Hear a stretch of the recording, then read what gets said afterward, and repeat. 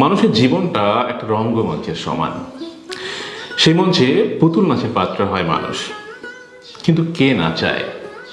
মানুষ কি জানে তাকে পুতুল নাচের মতো করে নাচাচ্ছে অন্য কেউ? আর জানলেও কি সে কোনো সময় বাঁধন ছিঁড়তে পারবে?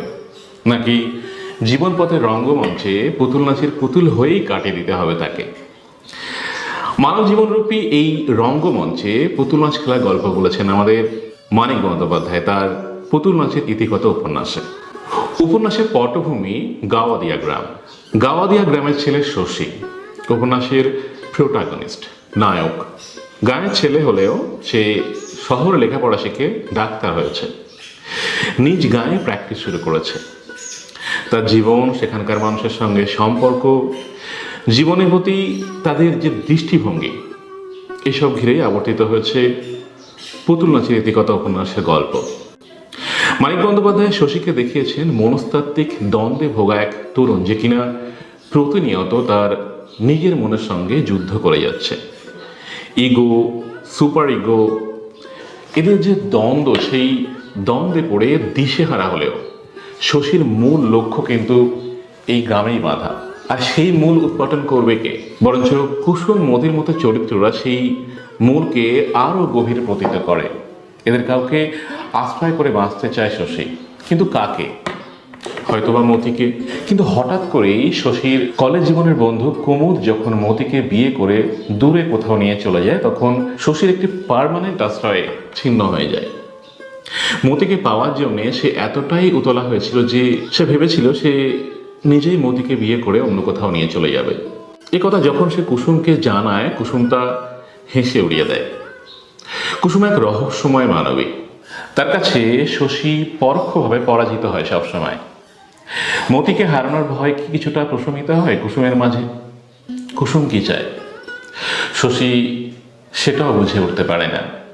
তাদের এই মনস্তাত্ত্বিক যে দ্বন্দ্ব, সেটা খোলসা হয় যখন কুসুম গাঁ ছেড়ে চলে যাওয়ার উপক্রম করে। তখনই শশীর চোখের সামনে সমস্ত অন্ধকার ঘুচে যায়। সে টের পায় কুসুমই তার শেষ আশ্রয়স্থল। মরিয়া হয়ে সে কুসুমকে বলে ফেলে তার মনের কথা। নির্লজ্জের মতো পালিয়ে যাওয়ার আহ্বান জানায় সে। কিন্তু কুসুম জানায় যে এই 7 বছর ধরে সে এই আহ্বানটি চেয়েছিল, কিন্তু সে পায়নি। কোনো এক সময় শশীর প্রেমে হাবুডুবু খেয়ে এমনি চাঁদের রাতে আপনাকে সঙ্গে নিয়ে কোথাও চলে যেতে সাধ হয় ছোটবাবু।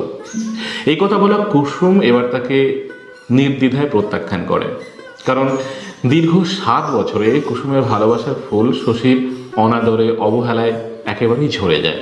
শশীর জন্য কুসুমের মনে ছিটে ফোটা ভালোবাসাও নেই। এই জায়গায় এসে পাঠকের মনে হতে পারে যে ভালোবাসার কি নিদারুণ অপচয়।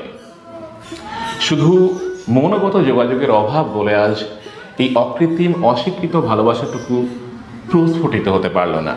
তারপর কি হয় শশীর? কুসুমও নেই, মতিও নেই। তারাই তো এতদিন তার আত্মাকে এই গ্রামে বেঁধে রেখেছিল। নিজের বাবা গোপালকে কখনো মন থেকে ভালোবাসতে পারেনি শশী। মতি আর কুসুমের প্রস্থানে এই গাওয়াদিয়া গ্রামে তার জন্য আর কেউ রইল না। তবে কি শশী নিজের স্বপ্নের দুনিয়ায় চলে যাবে, যেখানে কোনো পিছু টান নেই, নেই মায়ার কোনো ভ্রান্তি? কিন্তু মৃত্যুর আগে যাদব যে তার নতুন দায়িত্ব দিয়ে যায়, গায়ের হাসপাতাল বানানোর কাজ, সেই হাসপাতালের ভার গ্রহণের কাজ, সেখানে চিকিৎসা করার কাজ। চিরকাল গ্রামের বদ্ধ জীবন থেকে ছুটে পালিয়ে যেতে চাওয়া শশীকে অবশেষে আর এক নতুন বন্ধনের ফাঁদে পড়ে যেতে হয়, যে ফাঁদ থেকে বার হওয়ার আর কোনো উপায় তার থাকে না। গ্রামের হাসপাতালের স্থায়ী ডাক্তার হিসেবে নতুন জীবন শুরু হয় তার। এ যেন এক পরিহাস। শেষ পর্যন্ত যাদবই যেন শশীর জীবনে পুতুল নাচের নিয়ন্ত্রক হিসেবে আবির্ভূত হয়। জীবনরূপী এই পুতুল নাচকে বরণ করে নিতে হয় শশীকে। পুতুলের সুতো ছেঁড়া তার আর সম্ভব হয় না। উপন্যাসটির শেষে শশীর এই পরিণতি দেখে পাঠকের মনে প্রশ্ন জাগবে যে নিজের জীবন দিয়েও জগৎ সংসারে আমরা পুতুল নাচের চক্করে বাধা পড়েছি। এটা থেকে মুক্তির উপায় হয়তো নেই। মানিক বন্দ্যোপাধ্যায়ের লেখা পুতুল নাচের ইতিকথা উপন্যাসটি পড়বেন, খুব ভালো লাগবে।